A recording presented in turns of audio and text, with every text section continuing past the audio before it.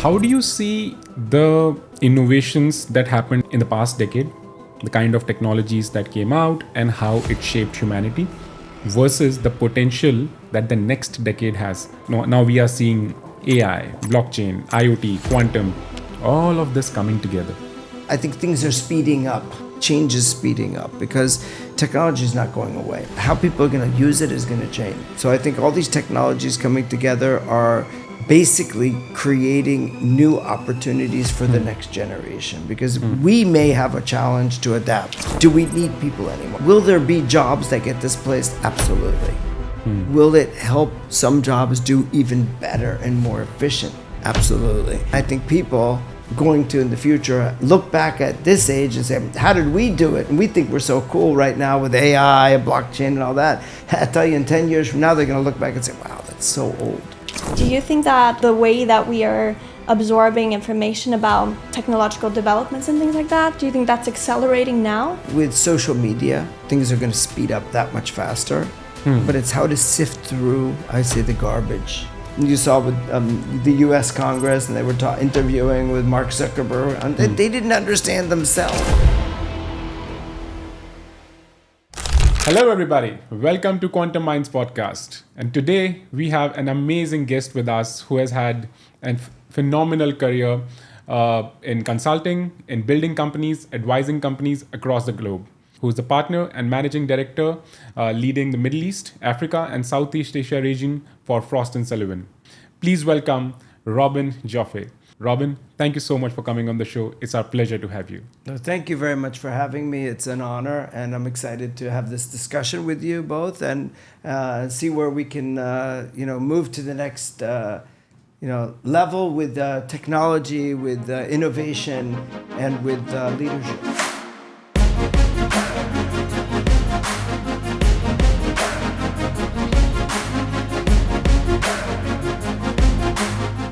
When I introduced you, I don't think I did justice to it, the phenomenal career you have had. So if I can start by requesting you to share more about you, your background, your professional journey, I think that's going to be amazing. Thank you. And I'm excited. I think I want to just take it back to why I even got excited about technology and why I got excited about global expansion. So growing up as a kid, my father was always involved in, high technology at the time. He was with the first computer and he would take me to meetings with him. He worked at UNIVAC. He worked at always a bit early technologies, from the first fax machine that he was involved in to taking technologies from various countries to other countries to introduce those technologies. So he would bring me along and I was this kid that was at these meetings listening all the time. And so I got exposure to that. But also we moved around quite a lot. We lived in different countries when I was growing up. And so this was the first thing that kind of got me excited. And so during college, I decided I wanted to go live in China. And it was at the very early stages of China, so you could see the advancements that were coming up. And so, I got that bug. They call that the travel bug and the living internationally. And so I've spent my entire career living overseas, living outside the United States, where I'm originally from. And it gave me, gave me the opportunity to see different cultures, different people, different ways of doing business, different levels of adoption of technology. So my career spanned from working at very big tier 1 companies to I was the first employee for a company called Gartner Inc. in Japan. And I actually started the operations there, and we built it to a quite substantial company in Japan. And then I was, I was able to then go and manage all the channels that they had across Asia Pacific and South Asia. And that was phenomenal experience, in my early 30s. And then I left, started my own company, and we would do market access into high technology companies, from security to other types of companies into Japan. And then bitrate compression technology back in the 90s, which was allowing for voice over IP and music, which we see now everywhere on devices, but back then it wasn't possible. To then starting where I'm now, where I'm working at Frost & Sullivan and helping companies to really grow their businesses and identify opportunities. Wow, very interesting. And one thing that really picked my interest while you were explaining the background is your extensive travel journey. You've traveled a lot, and that's something I think while we were coming here, we were discussing. Olivia has also had this experience of traveling a lot of countries, and do you think that shapes your mindset in professional life as well, when you have had so much exposure of different cultures, different countries that you have seen, and you understand what works where, what works not, even if you're traveling for leisure, right? Do you think that really shapes up your mindset to build something professionally later on? I definitely. I think it does. For me, I still have this excitement, even for places that I visit every single month. I'm always excited to be there. I always have this kind of like, I'm going to learn something new. It's about, I guess, testing your own boundaries, being able to try different foods. It allows in your business career to then not be afraid to do new things. And I think the biggest problem with big companies and even small companies is that people get this fear of doing things. So then that shapes them with how they look at business opportunities as well. So if you're able to just get on a plane and go to somewhere new without the fear of what's going to happen. So people will call me up and say, "Oh, I can't believe you're going to this country. Aren't you afraid you're going to get killed?" And for me, it's like, I don't even know what you're talking about. It's very unusual for me to see that because I don't understand that anymore. Because for me, everything is, the world is like, open for everything. And, no place is actually scary for me.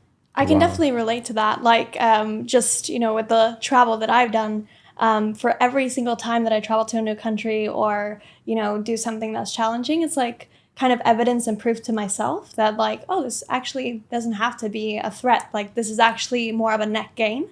So I can relate to what you're saying to some extent. And then there's one other thing is like, people are like, well, I lived in Japan for a long, long time, over 3 different stints, right? So it wasn't straight through, but it was like 30 years.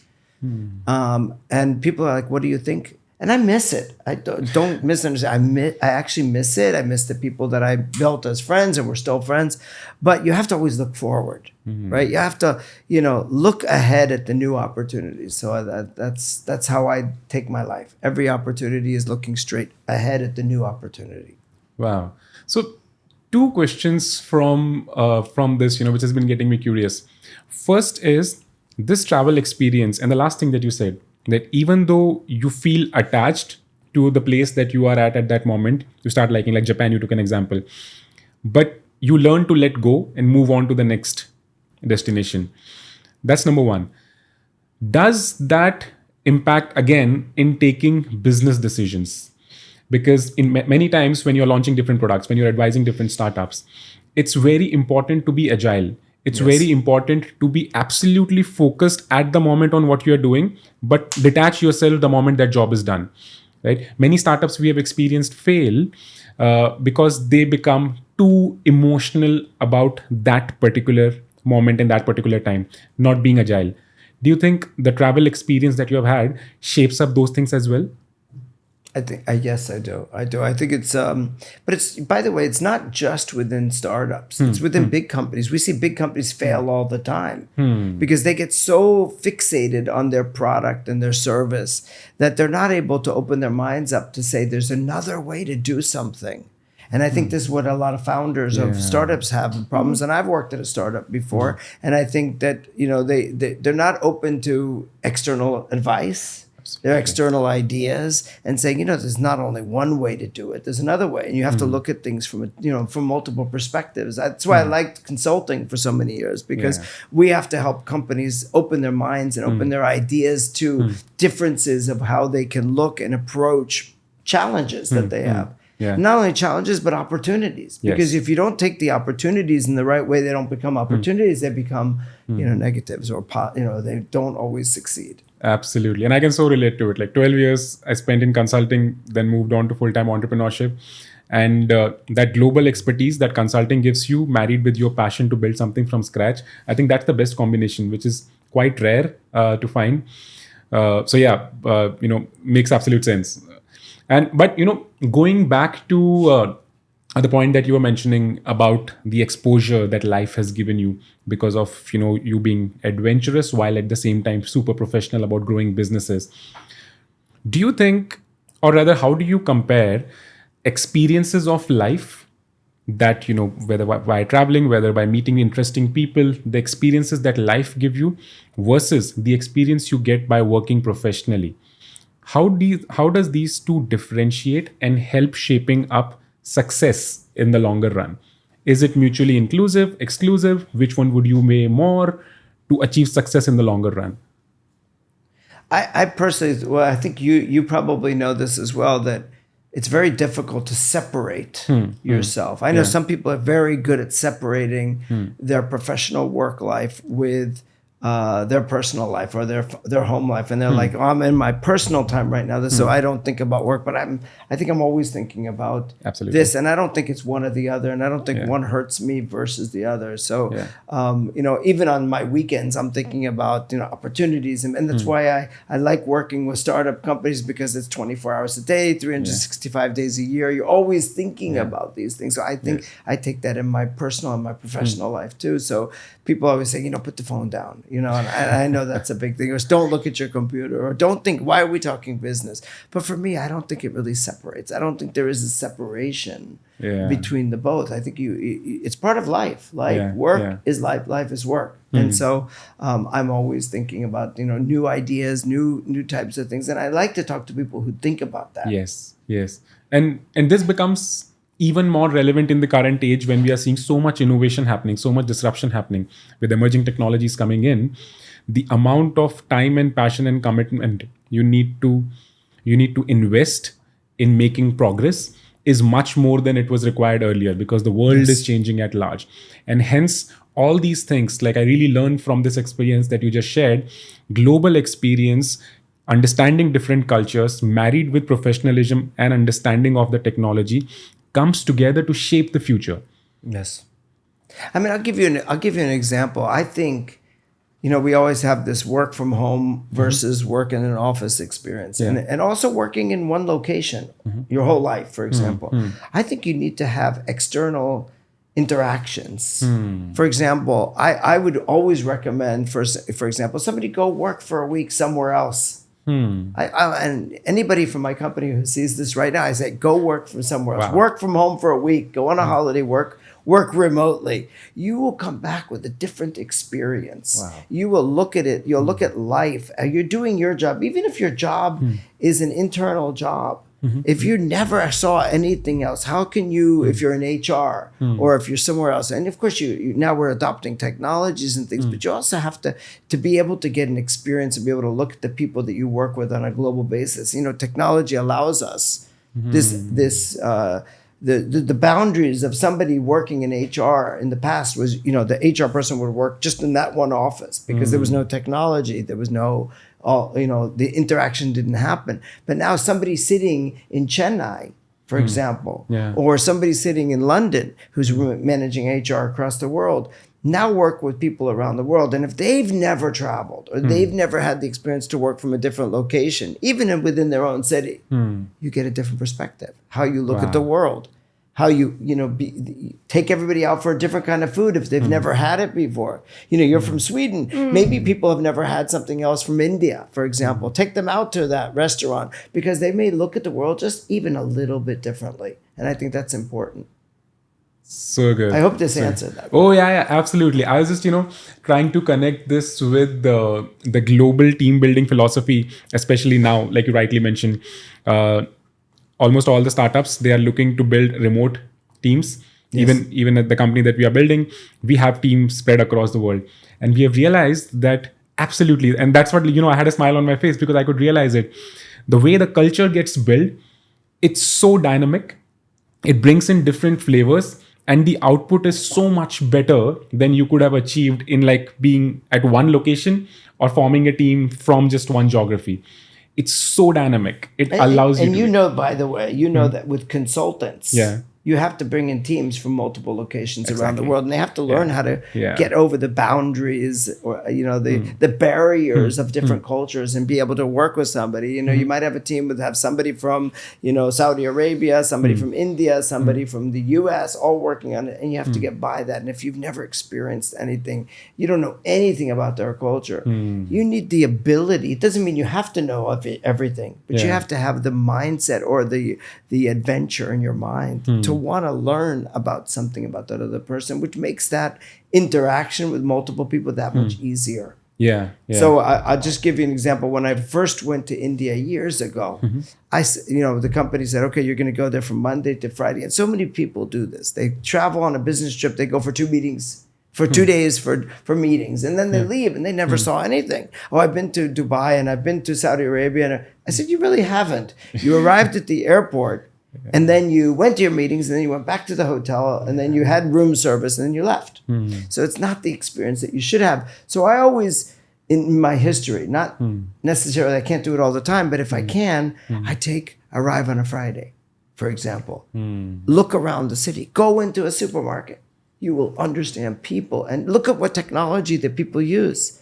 See how people sit in a coffee shop. It's very different in one country versus the next. How they're using technology. Make an arrangement with your office that you're going to be talking to. And then ask them, hey, I would like you to spend some time with me because I want to get to know you better. Wow. So that is so important. I think that is critical to being able to build the bonds with people. Because, yes, technology is so important.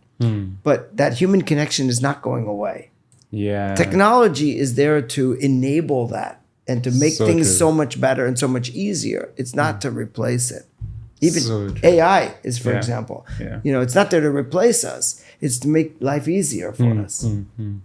Absolutely. What do you think, Olivia? I think I'm absolutely loving this part. Yeah. I absolutely love this conversation, and I think you stole the words out of my mouth. The whole element of going somewhere and relating to somebody's culture adds so much value to the types of business conversations you can have, because a lot of the time when you're meeting someone for the first time, you're in a new country, maybe you're meeting a client, or it could be anyone. The first sort of thing to establish is that trust. Actually, emotional trust sometimes even plays a big role in driving business forward. And so being able to understand the culture first, just by spending, like you said, a day or two, kind of just observing and understanding people better will enable you to relate to them on a business level as well, I think. And they will be more, open to all kinds of conversations. Absolutely. Yeah. And I even think about, take the effort. Take the effort, learn something new.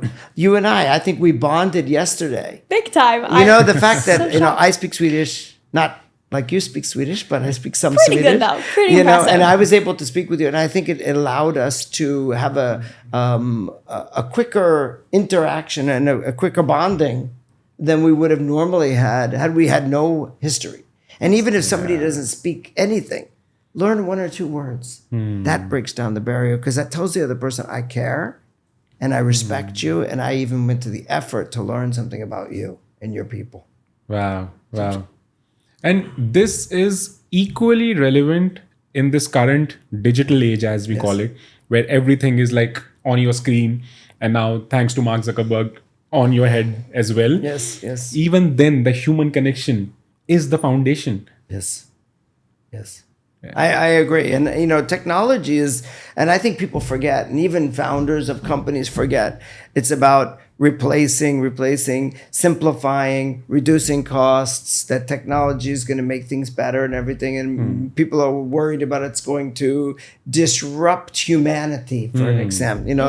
Do we need people anymore? I was talking, to somebody and they were saying, it's going to disrupt human beings. If we have AI is going to replace the human being. But I don't think so personally. I think that it's there. Yeah, will there be jobs that get displaced? Absolutely. Will it help some jobs do even better and more efficient? Absolutely. And I think that it's there to enable us to get to the next level, because everybody, in every single technological advancement that's happened in history, I think people at the time were like, oh my gosh, the car is going to disrupt the guy with the horse, and all these things. And people found new opportunities and found new businesses, and people still had jobs. kind of thing. Yeah. So I'm excited about all of the things that's happening with technology. How do you see the innovations that happened, let's say, in the past decade, the kind of technologies that came out and how it shaped humanity versus the potential that the next decade has in terms of now we are seeing AI, blockchain, IoT, quantum, all of this coming together, right? And whenever I sit down to do my analysis to see how these technologies are going to change the world, I see a stark difference in the acceleration of the impact on the world. What we saw so far versus what we are going to see, let's say, in the coming decade. What do you think about that? So first of all, I just want to say how technology has changed things. You know, before the mobile phone, we had a very different kind of society. People reacted to people differently. And of course, now there's a little bit of backlash and people are saying too much technology, but I think it's on a road to how does society adapt to all of these tools, call them tools. So how things have happened, I think things are speeding up. Change is speeding up because technology is not going away. I really believe that. How people are going to use it is going to change. How people, there may be some backlashes here and there and people are going to try to stop it because I think there's a real worry that it's going to change things, but everything in life has changed, you know, and everything in history changes. But, you know, every generation thinks that things are, you know, in the past, you know, it changed the past kind of things. So I think things are speeding up and I think that people have to change and react differently. Yes. So I think all these technologies coming together are basically creating new opportunities for the next generation because we may have a challenge to adapt, right? We may have that challenge, but I think what it's doing is setting up for the next generation. Our kids, our grandchildren will be normal for them and they won't even think, they'll think why. And people today say, how did we survive when I was growing up without a mobile phone, without a computer? And I think people are, you know, going to in the future look back at this age and say, how did we do it? And we think we're so cool right now with AI and blockchain and all that. I tell you, in 10 years from now, they're going to look back and say, wow, that's so old. Yeah. And I just saw it was very so funny. It showed some kids and they were taking a picture and they were like taking a tour to see ancient history. And it was a payphone. That's hilarious. You know, so that's ancient history for kids. Yeah.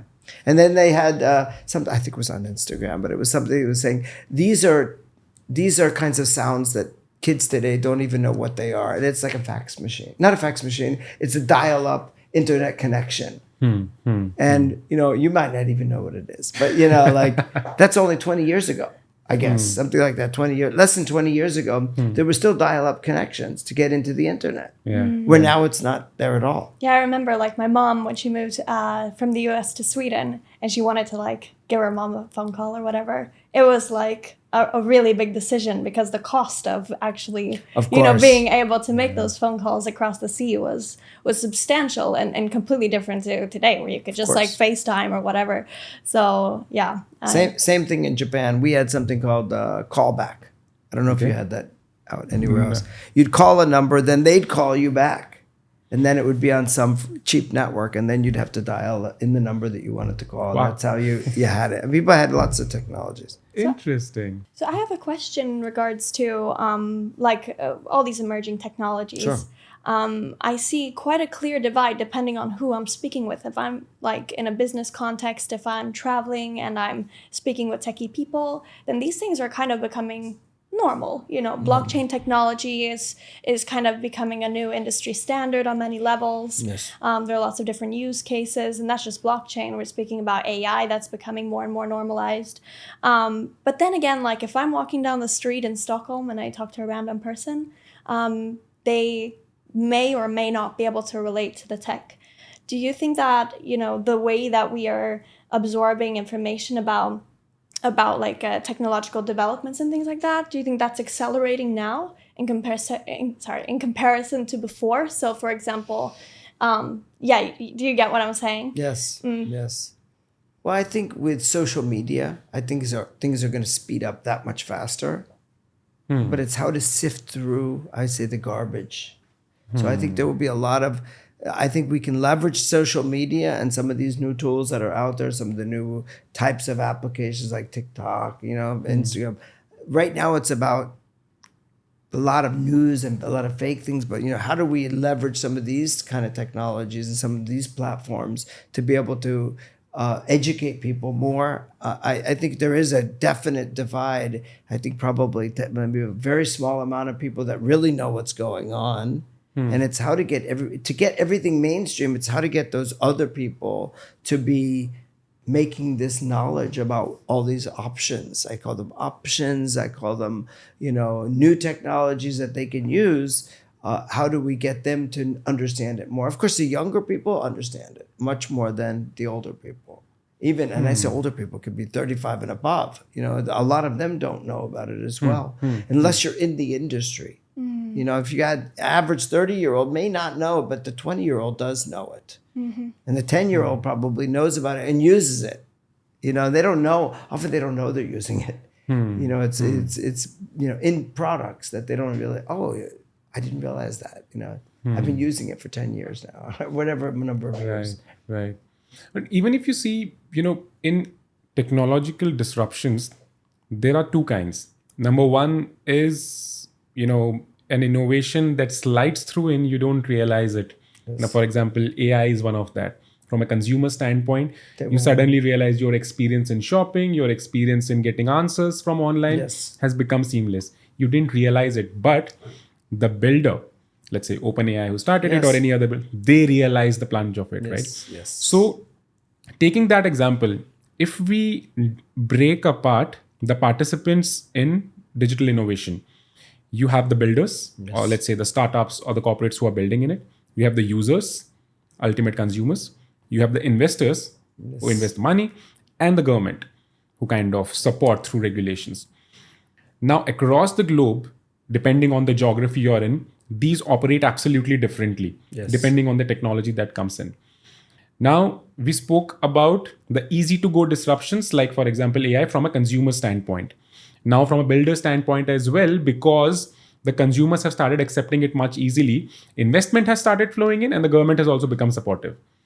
What about the other technologies like blockchain, like quantum computing, like IoT for that matter, or anything else which is new right now, which theoretically proves its mettle, but to prove practically, it requires support from investors and the governments. Because once this support comes in, only then the builders are going to be able to make the product so efficiently that the users get the benefit of it. So what's your advice to the young builders, if I may direct this question to be addressed to them?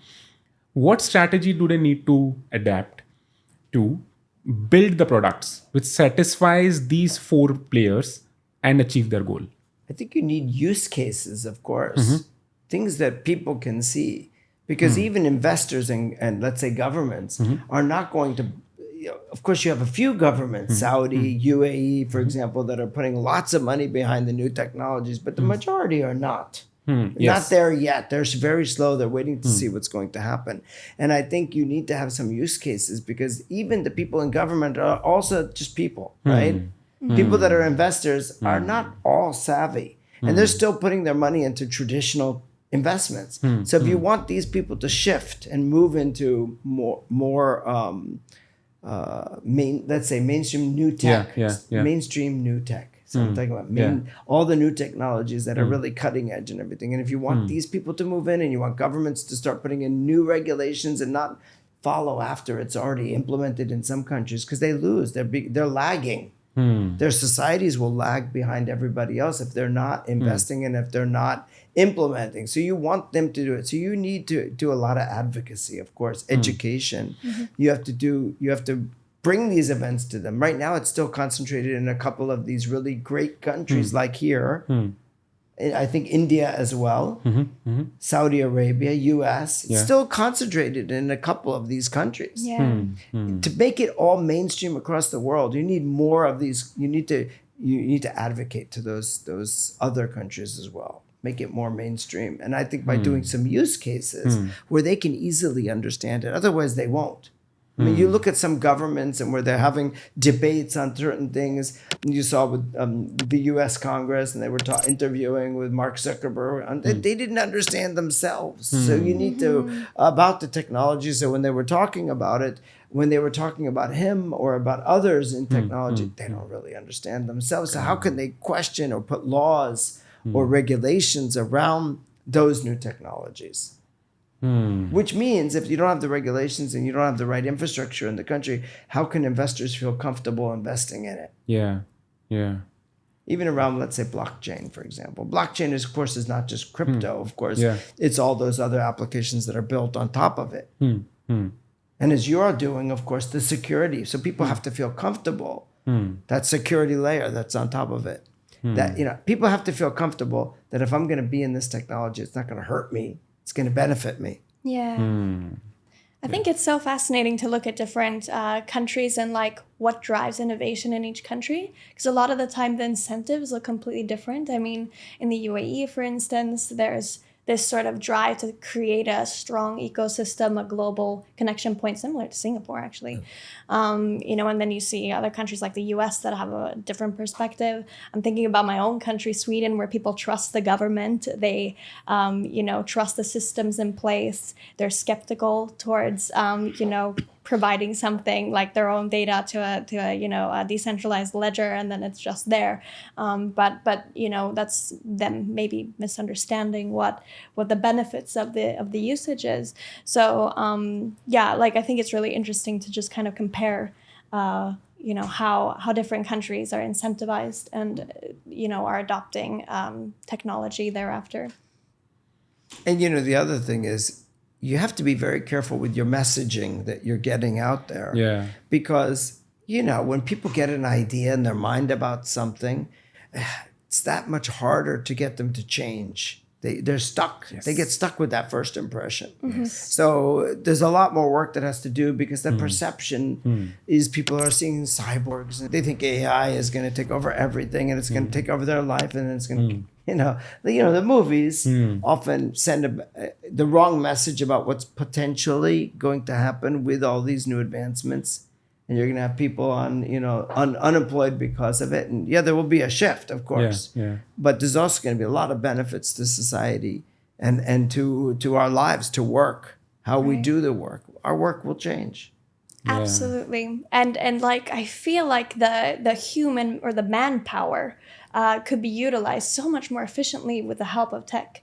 I mean, just looking at industries that, rely on robotics now and automation, that puts humans in a position to, innovate more or be more in a creative state. These sort of autonomous tasks that just require repetitive work, can be replaced. And there's a level of efficiency in that for sure. Absolutely. And, it can replace some of those jobs, honestly, that are not healthy. Of course, I might get somebody to be upset with me, but there's some jobs and some work that's dangerous. For example, cleaning windows on the outside of a building, mining is something that's so dangerous to your lungs.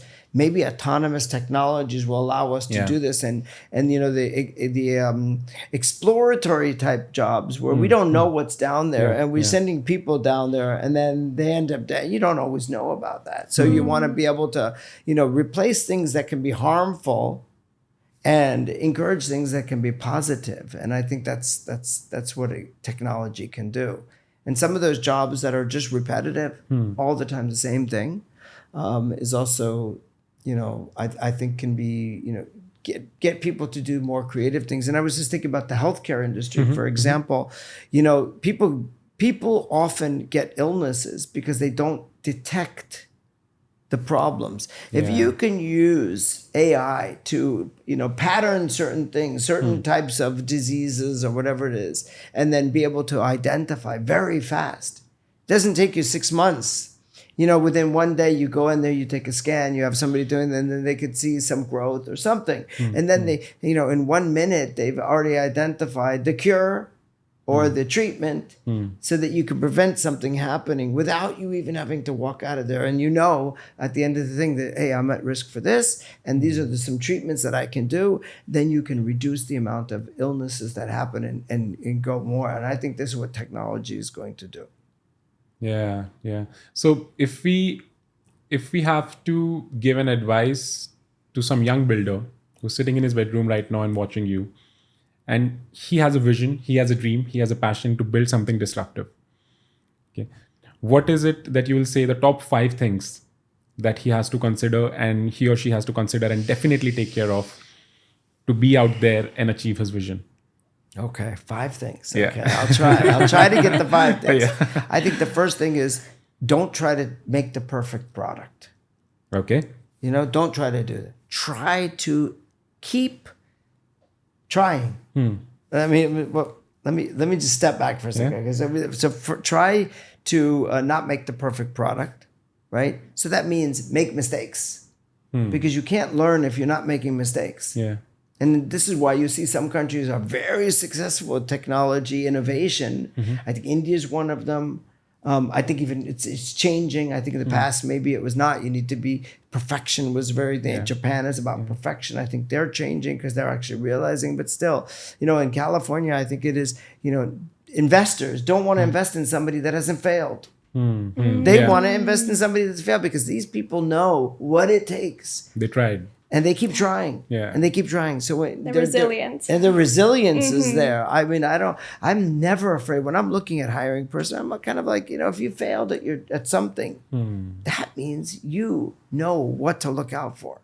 So that's first, or maybe first and second together. Yes. Second thing is to expand your horizon. If you talk to people, don't get out of your bedroom. Because you can't innovate if you're sitting there always behind 4 walls, Don't just think it's about coding, because, you have to look at the application, see what's being developed, go to an event, right? Talk to somebody else. You could be the best programmer in the world, but if you don't know about what's happening out in the world, then you might miss something that can actually influence the direction that you're going to. I got 2. It's legit. Really important ones. Yeah, those really are the 2. important. Those are my 2. If we Maybe also seeking others' opinion. Yeah. Doesn't mean you have to take their opinion, but throw it out to a couple of trusted people. Say, and maybe not even show them your application or your idea, but say, how would you reach this, objective, for example? Yeah. I want to create something. What would you do to do? People that are in your field, for example, hey, what do you think about, this kind of problem? Here's the problems statement. What would you do to fix it? You get another idea. Oh, wow, I never thought that. I never thought, you could approach it from this perspective. So would you say that having kind of a detached mentality, like being detached from the outcome or being detached from your own opinions or your own the brain is always trying to draw conclusions and create a safe sense of safety and reality, right? Do you think that, adopting a sort of a detached approach to things could be beneficial when doing this exploration? I actually 100% agree with that.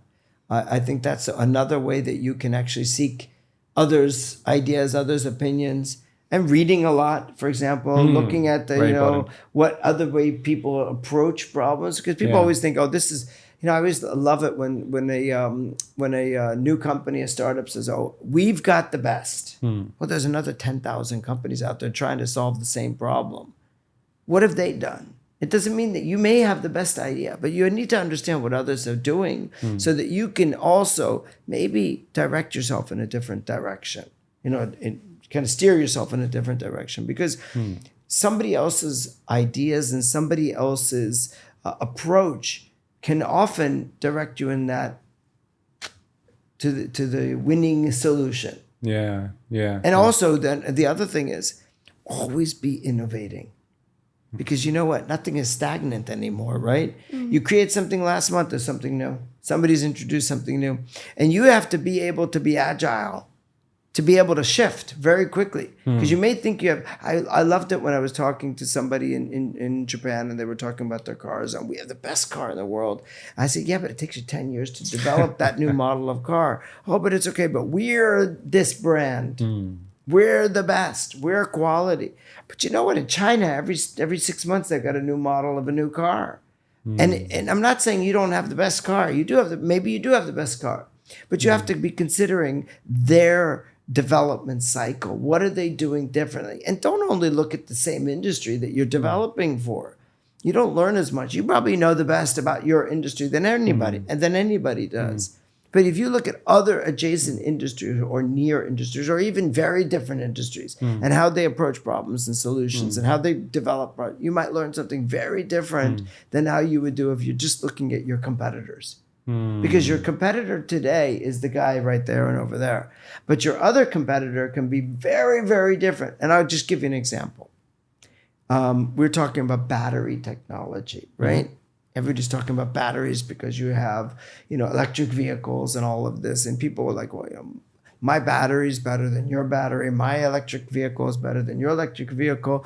I'm Toyota. I compete against Nissan and GM and all this. But I say, well, what's the barrier to entry? Now we have countries that are developing EVs. Turkey has a car that they develop. Vietnam has their car. Everybody's developing electric vehicles. China, of course, is one of the leaders in electric vehicles.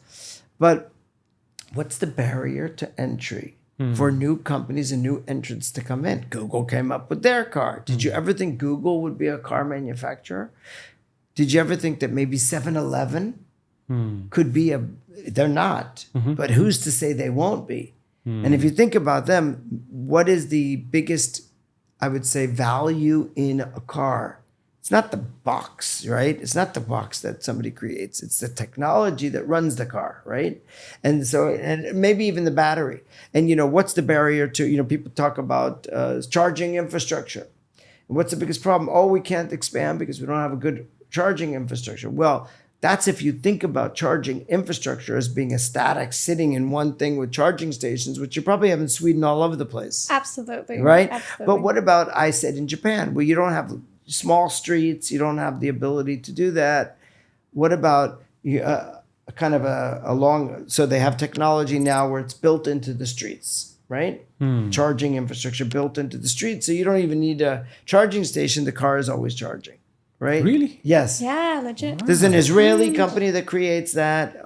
There's some European companies that are doing it. But I say, what if 7-Eleven decides we're going in Japan, for example? What if we're going to be a new business model? They don't even have to build the technology themselves, but they're going to start a charging station. And I know in India, you had some of these, you drive up, they pull the old battery out, they throw the new battery in. So you don't even have to think about charging your car because every, let's say 1 kilometer, you have a new one of these, charging stations where they're not charging your battery, but what are you doing? You're renting the battery.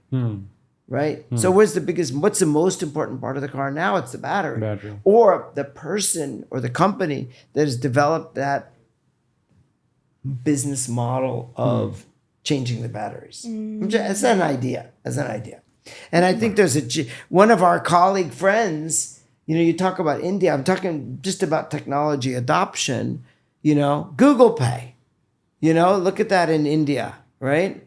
And, think about this. I'm riding on the street in India. And of course, all our Indian colleagues know about this, but in the West, it's so not there yet. And I wanted to buy a coconut, coconut water. And I wanted to buy it, but I had no Indian rupees.